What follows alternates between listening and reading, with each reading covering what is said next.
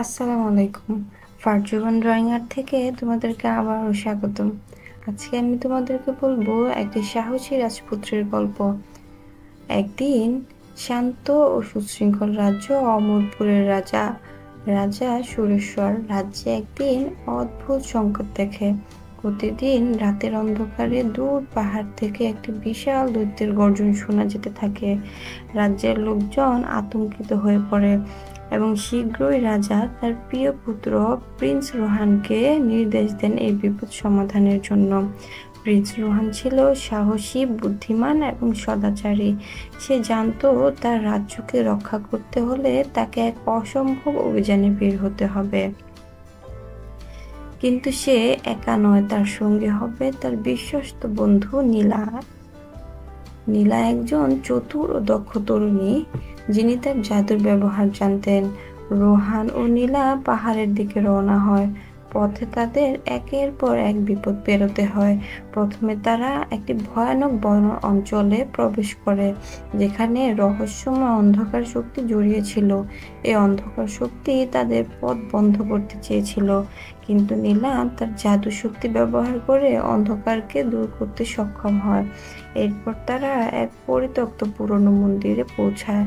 মন্দিরের ভেতরে একাধিক ধাঁধা ছিল, যা সঠিকভাবে সমাধান না করলে তারা সেখানে আটকে পড়ত।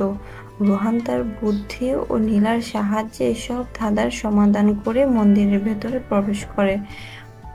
মন্দিরের কেন্দ্রে তারা দৈত্যটিকে দেখতে পায়। দৈত্যটি ছিল বিশাল, তার চোখ থেকে আগুন ঝরছিল এবং তার পায়ের তলায় পৃথিবী কাঁপছিল। রোহান ও নীলা ভয় পায়নি। রোহান দৈত্যটির সাথে কথা বলে জানায় যে সে রাজ্যকে রক্ষা করতে এসেছে এবং তার বিরুদ্ধে যুদ্ধ করতে প্রস্তুত। দৈত্যটি হাসতে হাসতে বলে, তুমি কি ভাবছো তোমার সাহসী সবকিছু? তুমি যদি আমাকে পরাজিত করতে চাও, তবে তোমাকে অবশ্যই আমার 3টি চ্যালেঞ্জ পাশ করতে হবে। রোহান সম্মতি দেয় এবং প্রথম চ্যালেঞ্জ শুরু করে। প্রথম চ্যালেঞ্জ ছিল ধৈর্যের পরীক্ষা। দৈত্য রোহানকে এক বিশাল উপত্যকায় রেখে দেয় এবং সেখানে এক ভয়ানক ঝড় বয়ে যেতে থাকে। রোহানকে সেই ঝড়ে থেমে থাকতে হয় এবং নির্দিষ্ট এক সময় পর্যন্ত প্রতিটি গর্জনকে সহ্য করতে হবে। তবে রোহান জানতো যে ঝড় যতই তীব্র হোক না কেন, ধৈর্যই তাকে জয়ী করবে। অবশেষে তার ধৈর্য পরীক্ষা উত্তীর্ণ হয় এবং দৈত্য তাকে দ্বিতীয় চ্যালেঞ্জের জন্য প্রস্তুত হতে বলে। দ্বিতীয় চ্যালেঞ্জ ছিল বুদ্ধির পরীক্ষা। দৈত্য রোহানকে একটি গোলক ধাঁধায় আটকে দেয়, যেখানে একাধিক পথ ছিল, কিন্তু কোনটা সঠিক সে বুঝতে পারছিল না।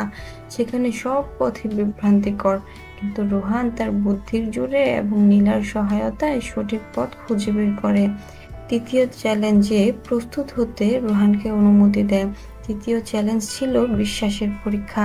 দৈত্য রোহানকে একটি কঠিন সিদ্ধান্ত নিতে বলে, যে সে কি তার প্রিয় রাজ্যকে রক্ষা করতে নিজের জীবন দিতে রাজি আছে, নাকি সে দৈত্যকে পরাজিত করতে তার হৃদয়ের শক্তি দিয়ে তার সঙ্গে শান্তি স্থাপন করবে।